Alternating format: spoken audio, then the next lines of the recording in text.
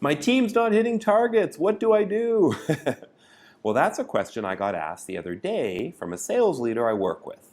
And she tells me the team isn't making as many calls as they need to, and they're not as responsive to new inquiries as they need to be. So I told her something simple. You need to start by setting goals.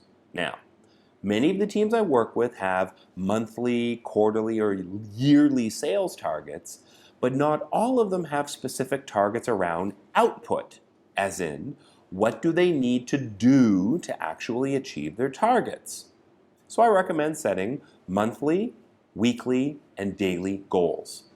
Give them some goals around how many calls they need to make every day, and how many appointments they need to book, and how many times they need to follow up with customers.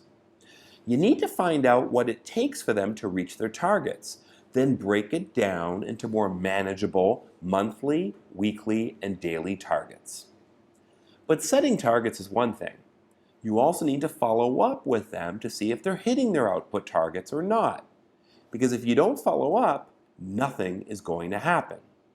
So I recommend using a tool like CRM to track their efforts. Then you as the sales manager need to follow up with them to praise them for reaching their output goals or find out why they're not. Which brings me to my next tip. You need to identify why they aren't reaching their goals. It's not enough to set a goal then demand it to be met. Check in with them to see how they're doing. Find out if something's holding them back or getting in their way. Find out how you can help them reach their targets. And individual targets are great. You being a supportive leader is great. Now you need to build a team environment.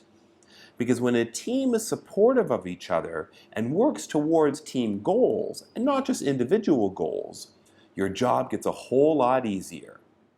The team starts to collaborate, they share best practices, and everyone helps everyone get better.